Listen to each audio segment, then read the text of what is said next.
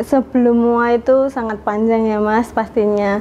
Jadi dulu itu saya sebelum masuk di dunia MUA itu sebelumnya pernah di pabrik lumayan lama. Jadi waktu setelah lulus SMK itu sempat di Bogor, itu sekolah garment, jadi kayak baju ekspor kayak gitu. Jadi setelah dari situ saya lulus langsung kerja di Jakarta, itu di daerah KBN Cakung. Jadi kayak pabrik-pabrik, kebanyakan sih kayak baju ekspor kayak gitu. Terus di situ juga lumayan lama. Terus saya dipindah-pindah juga karena kan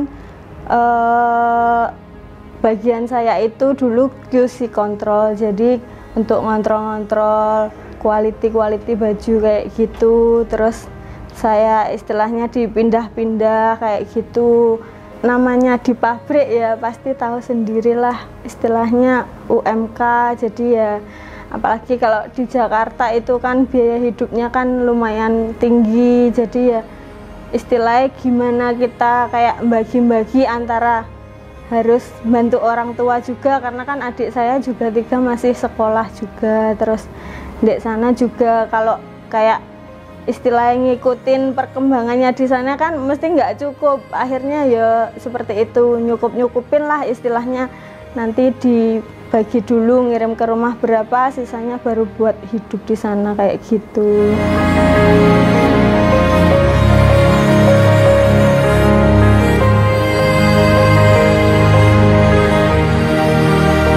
Itu sebenarnya dulu juga bingung ya, karena kan sebelumnya nggak pernah kayak yang kerja jauh, atau istilahnya kan masih SMK nggak pernah kayak pergi-pergi jauh, nggak kayak orang sekarang lah ya, istilahnya diajak main sama orang tua dan lain-lain.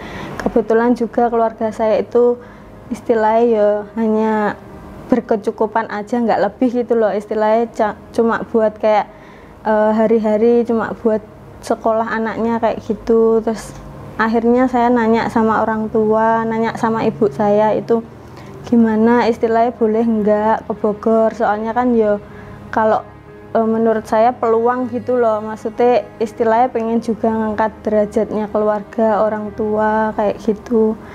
Dan akhirnya sama orang tua boleh kayak gitu. Jadi di sana cuma karena kan saya yo alhamdulillahnya dapat beasiswa, jadi nggak istilahnya meringankan beban orang tua juga. Jadi orang tua nggak perlu yang istilahnya mikir pendidikannya di sana kayak gimana kayak gitu. Saya juga mikirnya kan di situ cuma 1 tahun langsung kerja, jadi yang bikin saya pengen di situ tuh karena itu gitu loh Mas. Jadi pengen cepet kerja biar cepet bisa membantu keluarga orang tua kayak gitu. Namanya ya jauh dari orang tua ya kan, otomatis apa-apa sendiri, istilahnya sakit aja diempet.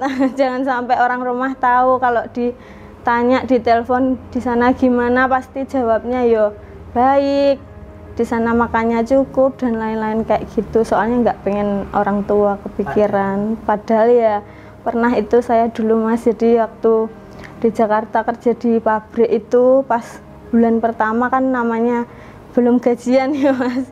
Di sana kan kalau misalkan kayak di Blitar gitu mungkin kebanyakan kayak kontrakan kos gitu, udah ada tempat tidur, udah ada fasilitas kayak gitu. Kalau dulu saya di sana itu cuma kamar mandi dalam tapi kosong, jadi nggak ada apa-apa sama sekali kayak gitu. Sedangkan waktu itu juga belum gajian, terus mau minta ke rumah itu nggak enak. Waktu ditanyain di telepon ibu gimana di sana, saya bilang juga lancar. Padahal sebenarnya saya di sana itu ya lumayan kurang. Waktu bulan pertama itu sampai istilahnya buat beli kasur aja nggak bisa gitu loh.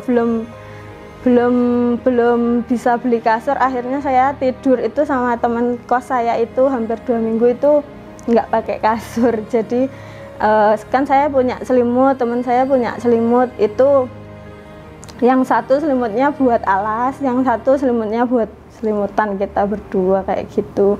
Cuma yo sebenarnya kalau orang tua kan pasti ngasih ya Mas ya, cuma kan kita mikirnya pengen kayak mandiri, nggak pengen orang tua tuh kebebani kayak gitu.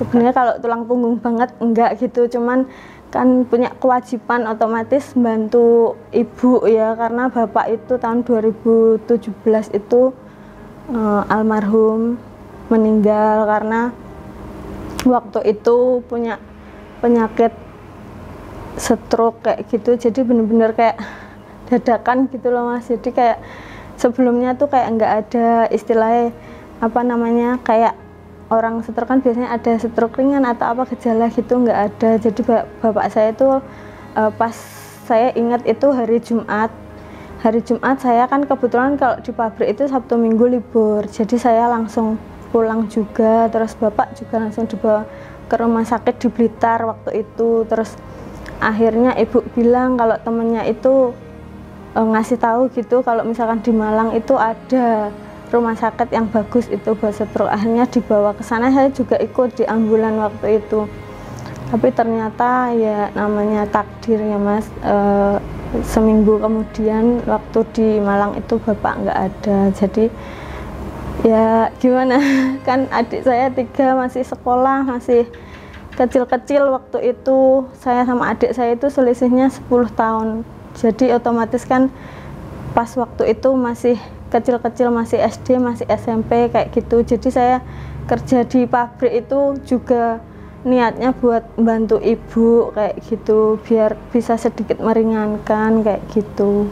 Sampai akhirnya itu tahun 2018 itu saya nikah. Jadi waktu setelah nikah itu sama suami saya itu sebenarnya sempat LDR, cuman nggak lama, nggak sampai 1 tahun. Itu saya juga LDR itu karena sebelum nikah saya bilang sama suami, saya izin dulu kalau misalkan nanti udah nikah apa masih boleh kerja di pabrik, soalnya kan mengingat adik-adik saya 3 masih sekolah, terus ibu saya juga masih perlu dibantu kayak gitu. Akhirnya karena suami mengizinkan, saya sempat masih di Jogja waktu itu, jadi LDR.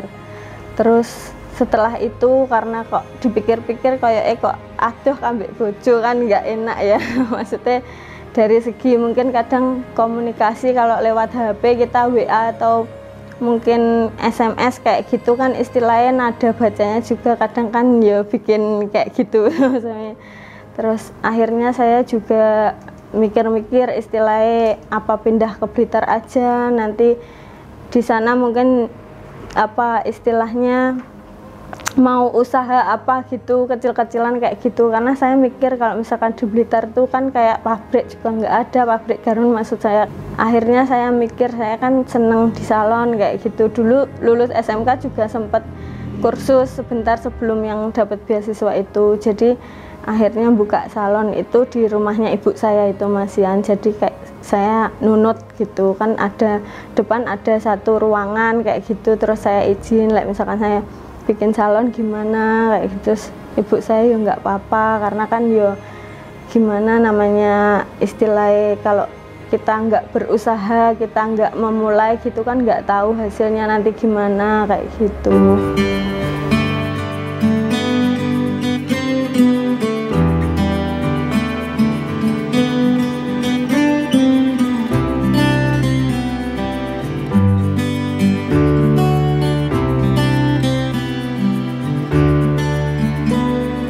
Kalau dibilang prosesnya pasti panjang ya Mas.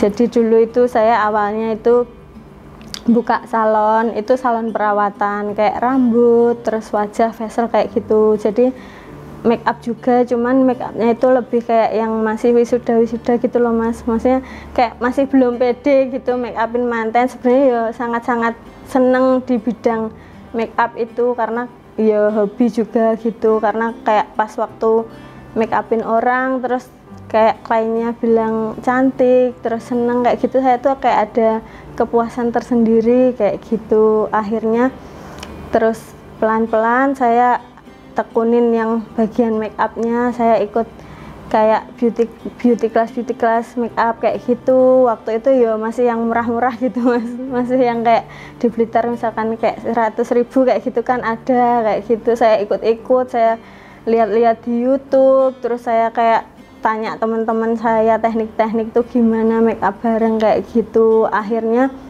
sudah mulai jalan itu, maksudnya udah mulai dapet klien yang kayak wedding kayak gitu di tahun 2020. Itu benar-benar parah-parahnya corona ya Mas, itu kayak yang benar-benar sampai akad aja harus di KUA. Cuma 4-5 orang kayak gitu. Jadi kayak banyak juga yang klien-klien itu udah berencana menikah akhirnya diundur, ada yang mereka itu malah udah cerita, udah pesan macam-macam kayak bikin undangan dan lain-lain, sampai saya tuh kayak kasihan gitu loh Mas, maksudnya mereka udah mengeluarkan banyak uang tapi akhirnya nggak jadi karena corona itu. Nah akhirnya karena hal itu terus banyak kayak hal-hal baru, istilahnya banyak kayak yang cuma make up aja kayak gitu, terus dekornya di dalam rumah kayak gitu. Jadi saya juga ngikutin gitu sebisa mungkin gimana biar tetap aku ada pemasukan, biar tetap usahaku ini juga jalan, karena kan tadi juga merintisnya juga udah dari awal nggak mudah gitu loh Mas.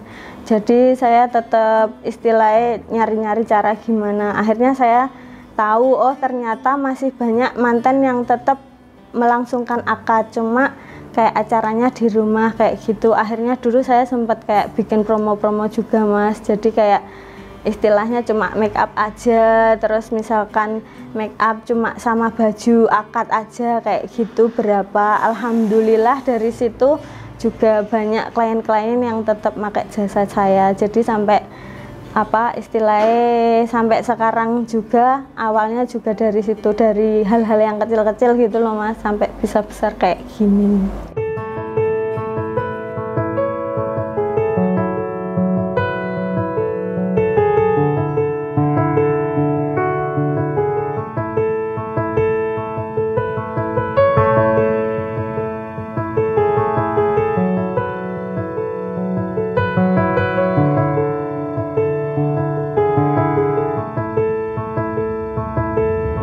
Jadi saya dulu itu awalnya itu punya galeri itu sangat kecil Mas, jadi separuhnya ruangan ini itu udah penuh semuanya istilahnya sama etalase sama pokoknya barang-barang semua itu. Saya sempat di Blitar Kota situ, jadi kayak di tempat kontrakan kecil kayak gitu Mas.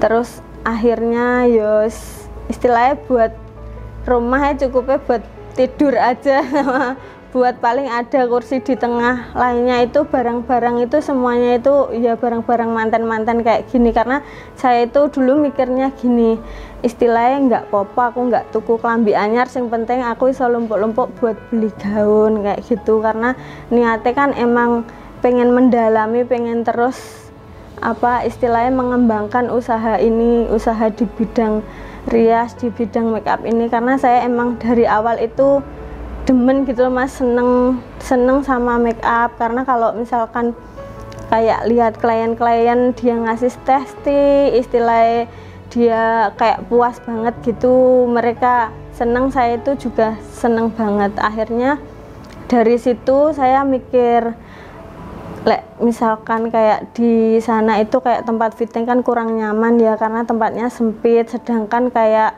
kadang namanya mantan kan orang tuanya ikut, keluarganya ikut, itu saya tuh sedih gitu loh Mas, tempatnya itu sempit banget. Terus akhirnya saya mikir ini mau gimana, mau misalkan ngontrak nyari tempat yang lebih luas itu ya sebenarnya bisa aja, tapi kan nanti akhirnya nggak bisa punya sendiri. Nah dari situ saya bilang ke suami, nek misalkan apa namanya kita bangun aja galeri gimana, istilahnya kan juga buat usaha. Nah suami saya akhirnya setuju, terus jadi alhamdulillah sampai segini. Ini juga masih proses juga, istilahnya kan masih pengen lebih berkembang lagi, tapi ke titik sini pun saya tuh juga udah alhamdulillah banget gitu loh Mas, udah kayak nggak nyangka kayak gitu.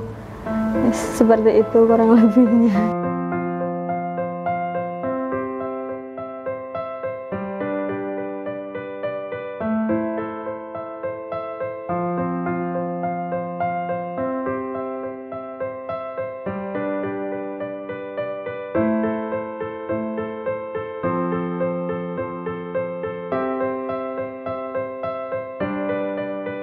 Kan di tahun 2019 akhir 2020-an ya itu mulai corona, itu saya itu sangat ya lumayan ngedown karena waktu itu udah lumayan banyak yang kayak booking DP make up ke saya udah muarem, udah suweneng kayak gitu. Waktu itu yang kayak wisuda itu udah banyak mas yang DP 10 orang lebih, itu menurut saya itu waktu itu udah banyak. Terus akhirnya karena corona kan kita yo nggak mungkin kalau misalkan nggak mengembalikan DP, akhirnya ya udah saya kembalikan DP-nya, padahal itu sebagian uang DP itu udah saya belikan make up karena kan kalau zaman dulu ya belum terlalu punya modal, jadi kayak masih muter kayak gitu uangnya, masih misalkan dapat dari klien dibelikan apa satu-satu kayak gitu, karena ya itu soalnya apa-apa sendiri.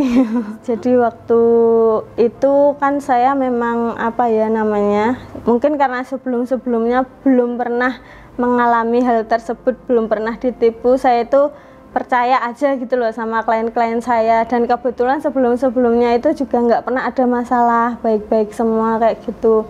Waktu itu saya itu jadi mantannya itu pesen make up lengkap di saya, jadi nggak cuma mantannya, jadi kayak bapak ibu, terus yang domas membawa kembar mayang itu juga, pokoknya lumayan lengkap lah istilahnya. Sama pesen juga buat yang acara unduh mantu di tempatnya yang cowok. Nah waktu itu mbaknya itu cuma DP 500.000, karena kan saya biasanya memang DP-nya nggak apa-apa 500 atau 1 juta, nanti untuk pembayarannya kan biasanya pas hari H atau H-1. Nah pas waktu itu saya belum bikin apa istilahnya, belum bikin peraturan kalau misalkan maksimal untuk pembayaran itu H-1 atau hari H. Saya percaya sama klien saya, karena kadang juga kan namanya orang repot, ada yang setelah hari H, H+1 gitu. Nah di situ saya nggak ada pikiran macam-macam gitu mas, karena kan sebelumnya juga nggak pernah yang aneh-aneh gitu loh. Pas waktu itu di hari H itu orangnya alasan ke saya, mbak ini nanti tak bayar nanti sore ya, setelah acara tak anterin ke rumah, karena kebetulan dekat rumahnya. Terus saya ya percaya-percaya aja, karena mbaknya juga nggak ada kelihatan mau nipu atau gimana. Akhirnya udah. Nah pas sorenya malam saya tunggu nggak datang, terus akhirnya itu kan 2 hari kemudian itu acara ngunduh mantu. Saya juga mungkin waktu itu terlalu percaya ya sama mantan saya, jadi pas waktu udah H+2 itu belum dibayar, saya cuma nanya, mbak ini gimana kok belum jadi diantar uangnya, mbak maaf ya ini masih repot gini-gini, ini misalkan tak kasih sekalian pas acara unduh mantu gimana ya mbak, soalnya uangnya nanti sekalian dari acara itu kan, kadang seperti itu Thomas, istilahnya kayak buka amplop kayak gitu, mbaknya bilang gitu. Terus waktu itu pun juga apa namanya, cincinnya mbaknya itu ketinggalan di tempat make up saya, itu sampai saya kembalikan loh. Pas waktu yang make up unduh mantu itu saya kembalikan, saya nggak ada pikiran apa-apa. Terus mbaknya bilang, mbak ini tak kasih besok ya pas ngembaliin baju pas setelah acara unduh mantu. Dan ternyata di situ pas ngembaliin baju itu dikurirkan, digrabkan gitu. Terus dia alasan, pokoknya mbak ini tak transfer ya anu besok. Oh iya mbak anu. Ternyata itu nggak ditransfer sampai beberapa hari, pokoknya saya tanya tuh alasan terus sampai akhirnya beberapa bulan, padahal itu uang kan juga punyanya beberapa vendor, saya ngasih tim dan lain-lain. Sampai akhirnya itu saya sempet gini juga mbak, kalau misalkan sampai nanti tetap nggak ada niatan itikat baik, nanti saya bisa ini loh, saya share di grup di teman-teman, sama nggak malu po, saya cuma bilang gitu. Jadi terus mbaknya akhirnya yus tetap alasan, terus pokoknya sampai lama itu, sampai suami saya itu akhirnya yang turun tangan. Itu awalnya juga gitu, tetap nggak mau bayar, sampai bapaknya itu telepon malah istilahnya kayak nggak mau tahu gitu loh, nggak mau tahu itu urusan anak saya. Terus akhirnya saya lupa sih, kayaknya sekitar 5-6 bulanan itu baru dibayar. Jadi kayak buat pembelajaran juga buat teman-teman, istilahnya kayak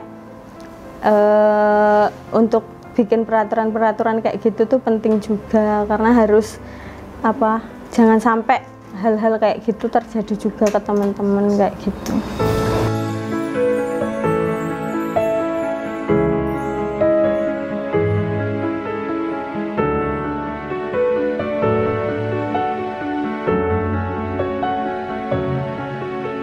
pastinya itu saya pengen kayak lebih mengembangkan lagi Vegemua, pengen lebih dikenal. Kalau bisa nggak cuma di Blitar aja, di luar kota, di beberapa kota.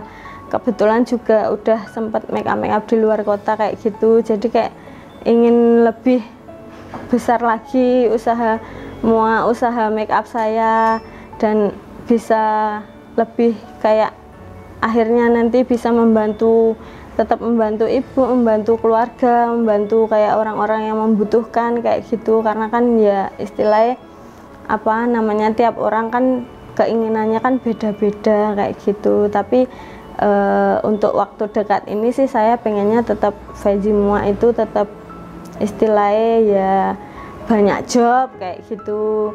Nanti syukur-syukur kalau bisa buka galeri lagi lebih besar kayak gitu juga pengen sekali.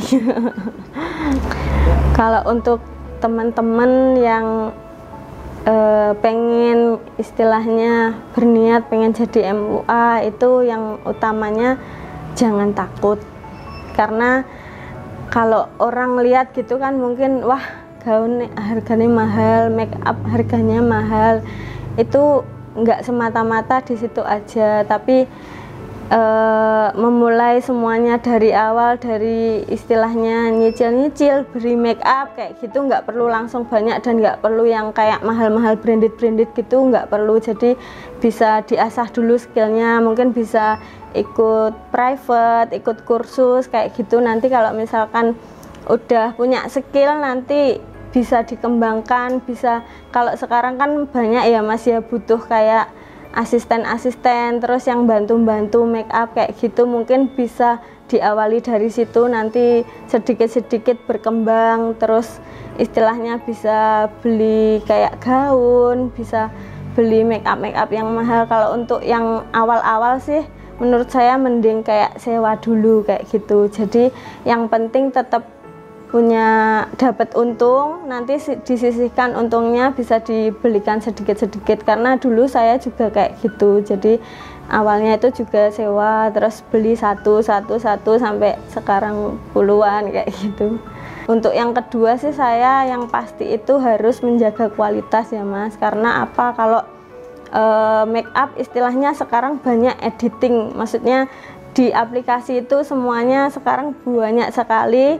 Istilahnya kita yang kurang gini ditambahin bisa, cuma kan kalau misalkan kita di job langsung gitu orang ngelihatnya real. Jadi kalau bisa itu tetap imbang antara di realnya sama kita di sosial media. Jadi kenapa kalau misalkan udah realnya bagus, make upnya bagus, tapi di sosial medianya kayak kurang, hasil fotonya juga kurang kayak gitu kan juga sayang ya. Jadi dua-duanya harus balance sih kalau menurut saya kayak gitu.